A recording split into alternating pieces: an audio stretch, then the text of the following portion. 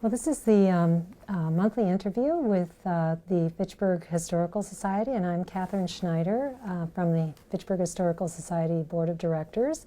And our guest is George Vroman, whose family has been in Fitchburg, is actually the first family of Fitchburg, George. Am I correct? I'm very correct. The first permanent settlers, Yes. other than John Stoner, who didn't really spend the winter at that time. But Your family were the ones who stayed permanently, and how many generations now have you been continuously in Fitchburg?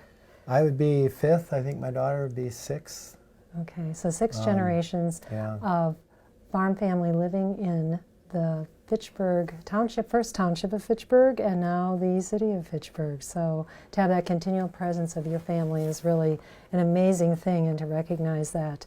I think the interesting thing why we asked specifically for your interview was because the Capitol building in Madison is celebrating its 100th anniversary this year in 2017. It was completed being built in 1917.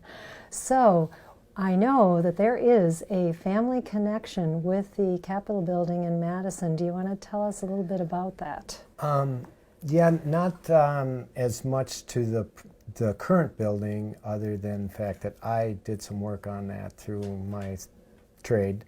But the connection would go back possibly to my great-great-grandfather, who actually married a Westrope that was where the Westrope family was settled near Belmont.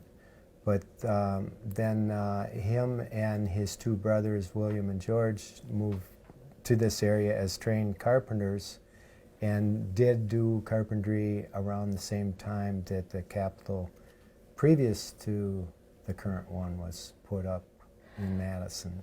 And the year for that, if I'm remembering, was 1837, when that Capitol building, the first Capitol building in Madison, was constructed and was used for about 20 years until 1857. Then there was a second Capitol building that was constructed and was used until 1904, I believe. There was a fire in that building, was burned down, and needed to be replaced by the current Capitol. So this is really the third Capitol building that has been on the Madison site.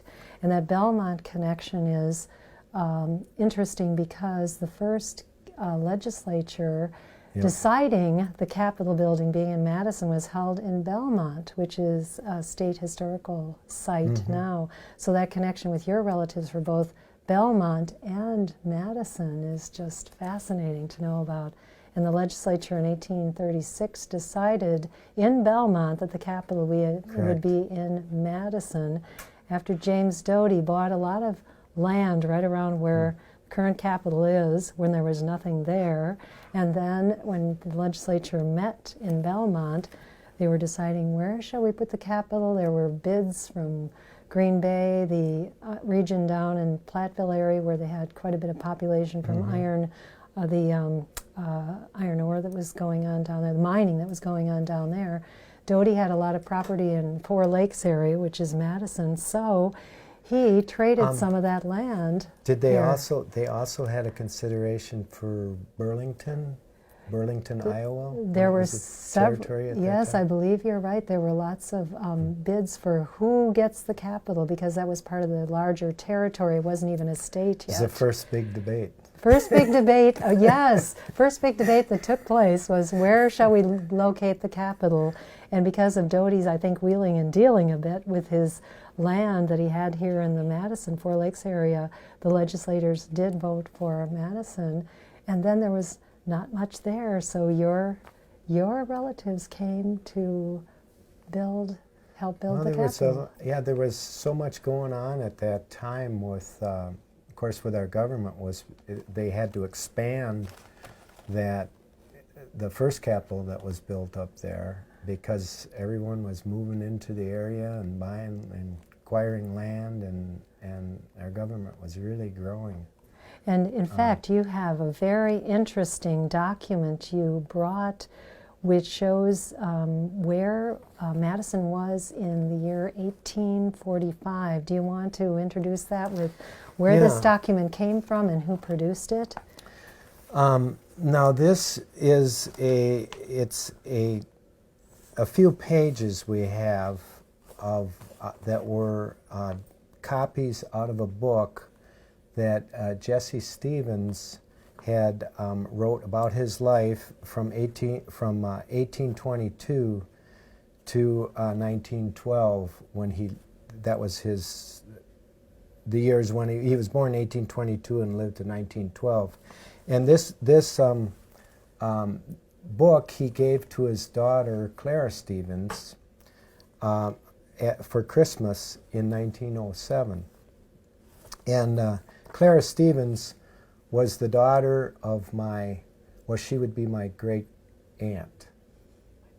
I study on that because I'm thinking it's great aunt, but it would be Joseph Vroman's son, William Vroman, was her husband, and so this letter or this it's a handwritten, it's pages out of a handwritten book, and he traveled to this area.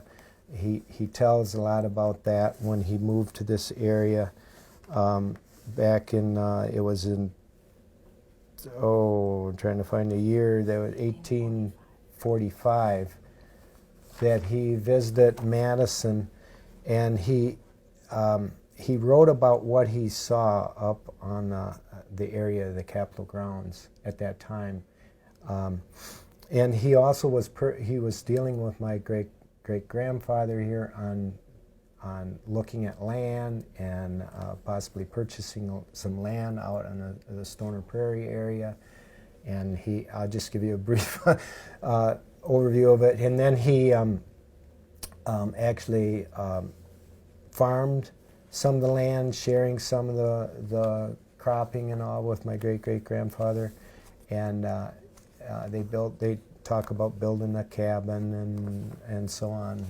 and it's quite a lengthy letter, or a book, but it's very, very interesting, and I think the part about the Capitol is starts about right in here.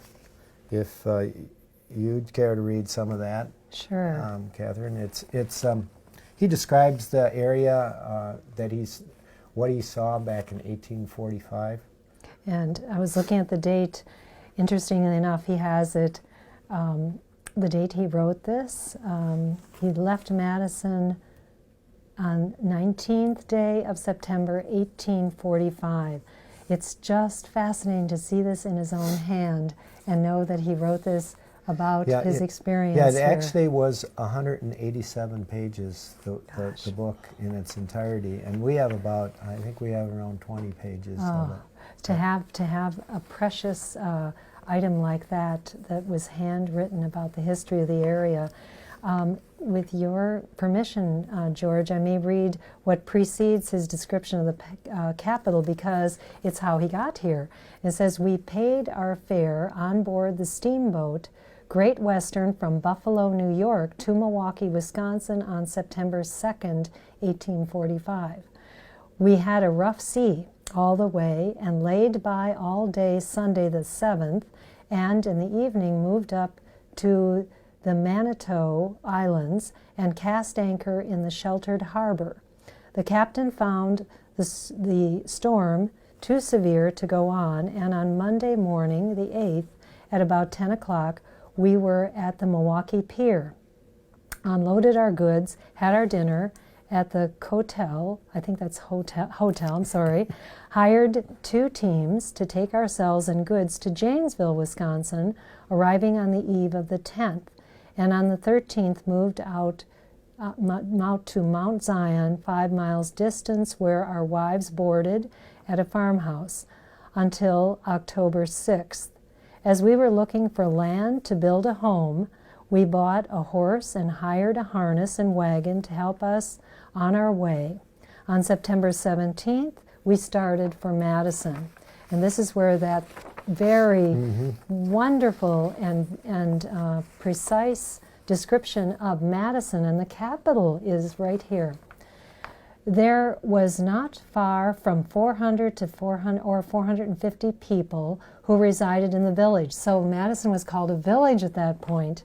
The Capitol building stood square with the world, but the park and a large percentage of the streets were diagonal or corner-wise, which is exactly what we see now when we go to downtown Madison. I believe the park contains 16 acres and was fenced with heavy posts, 5 feet high, good 6-inch fence boards nailed on horizontally, a cap board on top, and a button on each post. That must have looked very, very, very nicely done. Official. Very official. This is the Capitol building, 1845.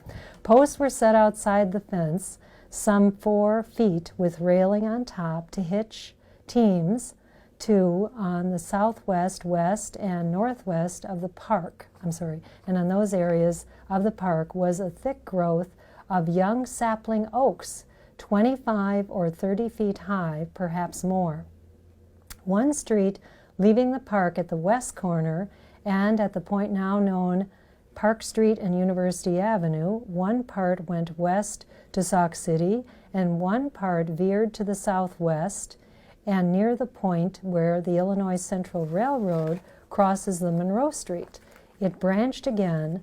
The western led to Mineral Point, and the other at the southwest course, passing Lake Wingra, nearly 1 mile, one branch going southwest to Badger Mill and Sugar River, the other pairing more southward, yet southwest to Monroe, known as the mail route from Madison to Monroe via Stoner's Prairie.